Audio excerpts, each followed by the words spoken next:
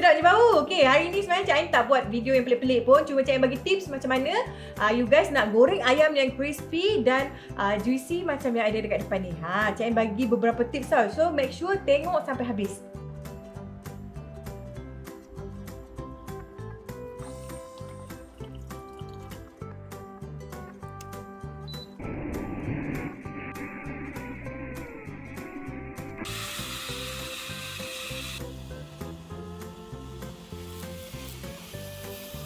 Okey, mula-mula ni kita akan panaskan dulu minyak sebelum Cik Ain cerita dia punya tips-tips kita nak goreng ayam supaya dia extra crispy, extra crunchy. Okey?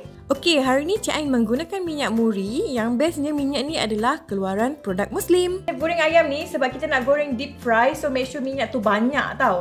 Dia tak boleh sikit-sikit, jangan kedekat-kedekut. Okey, bagi nampak tu banyak kita kena sebab kita nak deep fry dia. Barulah ayam tu sedap.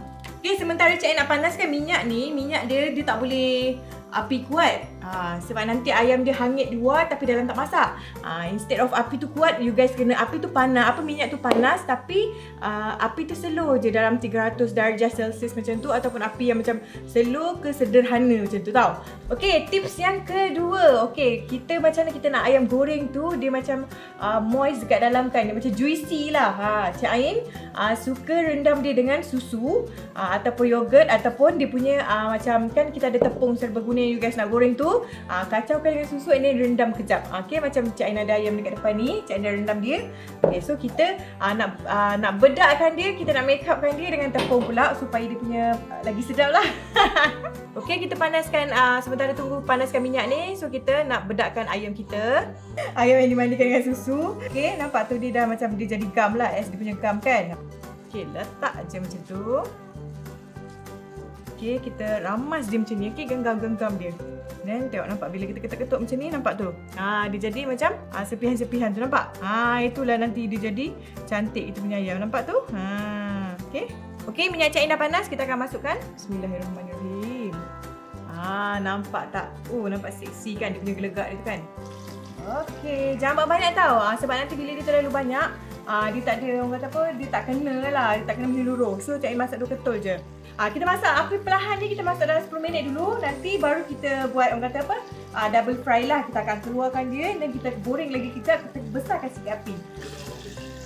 Oh, nampak tu. Macam yang KFC tak? Okay, ini belum siap dia goreng sampai masak tau. Okay, so sekarang kita dah goreng ayam ni dalam 10 minit. Kalau you guys nak terus makan pun boleh, dah sedap dah. Tapi kalau you guys nak macam extra crunchy, yang memang kalau you guys simpan daripada malam, dia punya ayam tu still crispy. Cik Ain selalu buat macam tu lah. Okay, dipanggil double fry lah kat sini kan. Kita buat keluar dulu. Okay, nampak? Seksi kan ayam ni kan. Okay, dah angkat. Lepas tu kita masuk balik. Nampak dia dah kering ni, kita masuk balik. Goreng balik. Ini sama. Nampak tu. Okay, nampak tu colour pun dah cantik, nice, brown. Okay, kita letak atas tisu. Okay, ada 2 ketul ayam kita. Okay, so sekarang ni kita nak test lah dia punya keranggupan dia kan. Okay, nampak tu dia punya kriuk-kriuk dia.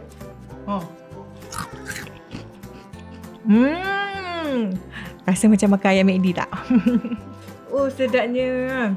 Bismillahirrahmanirrahim.